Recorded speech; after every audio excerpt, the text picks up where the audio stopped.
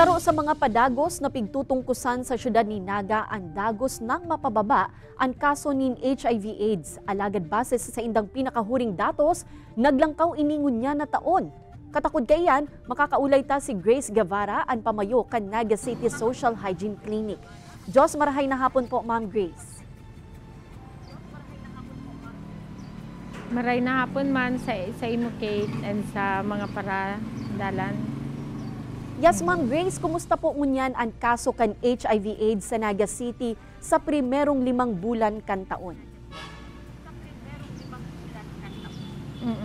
Sa nai-record ta pong mga PLHIVs, no, siya si politically correct term na ginagamit ta, mas nagdakol siya ngunyan na taon sa primerong 5 bulan. Kasi last year, from January to December 2023, may naka-record kitang 104 cases na nag-avail kan services mi sa city. Sa ngunyan na primerong day pangani nangangabangaan ang May. Opo. Ugwa na kitang 62 cases na nag-avail kan sa muyan services. Gusto sabihin kayan, day man necessarily na sa sinda na detect, pero may mga pangangaipusinda na kita ang nakakatao, may nagtatabang sa tong mga organizations. Yes po, Ma'am, igwa po bang implikasyon ang halangkaw na numero kan na ire-record ng cases kan nasabing helang?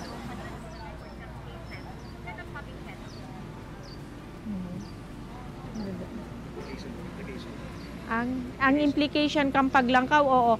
Actually, ini ang gustutang mangyari. Kasi, ugwa kitang aabot na target. Ugwa kitang 95, target set by UNAIDS na dapat maabot ta. Kaya lang, sa ngunyan, sa regional data, nagluluwas na sa primerong 95, 63 pa lang ang naabot ta. Sa pangaduwang 95, 63 din ang naabot ta. Sa pantulong 95, 36% pa lang naabot ta. So, dakol pa kita nga habulon.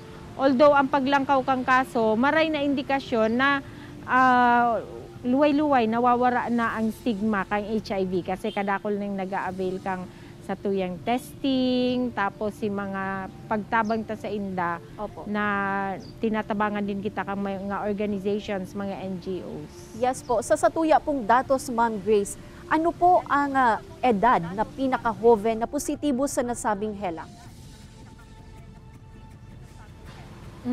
Sa gabos na na-detect ni Ma'am, ang pinaka-hoven na na-detect is 16 years old. Oo. Na mga grade 10 yan, Opo. So, sa ngunyan, undergoing treatment siya, ongoing ang treatment niya. Sa pang-araal daw mi sa Social Hygiene Clinic, day na kami na zero na magkaugwang kaso ng STI other than HIV. Kaya lang gusto tang ipaintindi sa publiko na ang pagkakaugwang other STIs is a risk factor for acquiring HIV. Yes, ma'am. Okay, so ang pag-receive kang tao sa samuyang serbisyo, maray na compared to the last years. All right, ma'am. Sana Diyos yun na mabalos ang po. indikasyon na luway-luway nang nawawara ang stigma. Oo. All right, ma'am. Thank you so much, ma'am. Ma'am Grace Guevara, Naga City Social Hygiene Clinic.